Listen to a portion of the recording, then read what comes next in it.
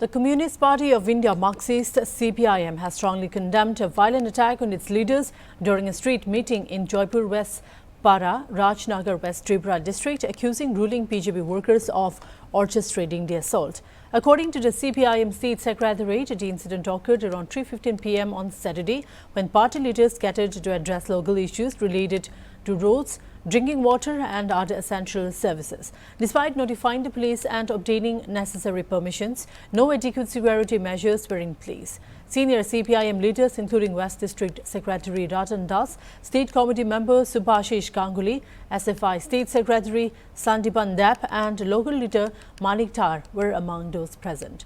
During the meeting, a group of 13 to 14 BJP workers, allegedly led by BJP Mandal President Amitabh Bhattacharya, attacked the participants. Several leaders and supporters, including Ratan Das, Subhashish Ganguly and others, sustained injuries.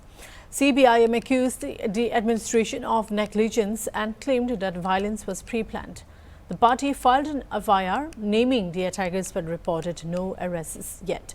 The CPIM State Secretariat has demanded immediate arrests and legal action, urging authorities to ensure public safety and uphold law and order. Agartala শহরে পার্টির উদ্যোগে বিভিন্ন যে স্থানীয় সমস্যাগুলো রাস্তা জল বিদ্যুৎ আগরতলা মিউনিসিপ্যালিটিতে মশার উপদ্রব এগুলো নিয়ে সিদ্ধান্ত আছে স্থানীয় ভিত্তিতে বিভিন্ন ওয়ার্ডে আমরা জনগণকে সঙ্গে নিয়ে মিটিং করা এবং মিউনিসিপ্যালিটির রিপোর্ট শুনি।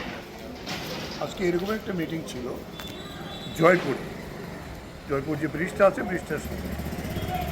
এখানে তো এই প্রথমগুলো জমায়েত হয়ে মিটিং শুরু হয়েছিল।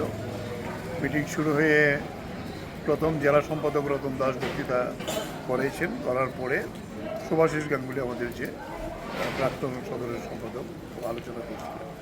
এমন সময় অতর্কিতে 15 থেকে 20 জন এই মিটিংটাতে আক্রমণ করে, তাতে সুভাষিসকে প্রথম আক্রমণ করে রতন দাস, সুভাষ দাস সহ এরকম আরও 10-12 জনই ইনজিউর্ড হয়েছে। এখানে আমরা 5 জনকে নিয়ে এসেছি যাদের খুব সিরিয়াস অবস্থা।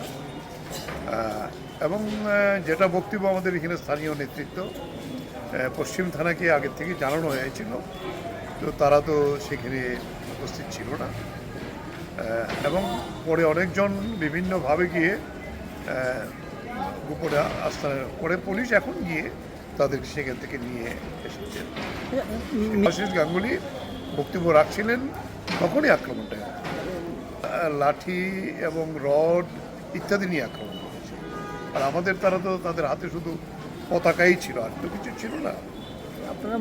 কতজন আহত হয়েছে এখন 10 থেকে 12 জন। হসপিটালে প্রাথমিকভাবে ছেড়ে দিয়েছি 4-5 জনকে, আর 5 জন এখানে আছে। IGM দেখানোর পরে তারা এখান থেকে রেফার করেছে ট্রমা সেন্টারে।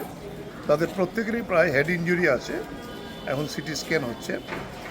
অনেকের বুকে ব্যথা পেয়েছে, হাতে হয়েছে, এবং পরে বোঝা যাবে তারা হাসপাতালে অ্যাডমিট থাকতে হবে কিনা। কি বলবেন? তাদের তো ইলেকশন লাগে না, এখন যে মানুষ যেভাবে আমাদের পক্ষে বেরিয়ে আসছে বিভিন্ন জায়গায়, প্রায় এখন পর্যন্ত আগরতলা শহরে 10 থেকে 12টা ডেপুটেশন হয়েছে। লেকচুনি বাজারের আক্রমণকে ভিত্তি করে আমরা 6 থেকে 7 দিন বিভিন্ন জায়গায় মিছিল আমরা সংগঠিত করেছি। তাতে মানুষ যেভাবে সাধারণ মানুষ বেরিয়ে এসছে তাদের সন্ত্রাসের ভেড়াচালকে ভেদ করে, এইটা কিন্তু তাদের সহ্য হচ্ছে না। এটাই মূল কারণ। তাদের তো জমিদারি এটা তারা ছাড়া আর অন্যরা কেন করবে, এটা মনে হচ্ছে আর কি আমরা সাধারণ কথাতে। কিন্তু আমরা বলবো যারা আক্রান্ত হয়েছে তারাও বলছে, একজন যে আক্রান্ত হয়েছে যে রোজা আছে, আমরা তাকে বলেছিলাম যে তুমি একটু খাবে কিরকম না, তারপরেও আমি আছি, আমি আমার ধর্মও মানব এবং পার্টির পক্ষে দাঁড়িয়ে কাজ করব, এই মানসিকতা নিয়ে আছে। তবে এই আক্রমণ করে প্রতিহত করতে পারবে না CPIM কে।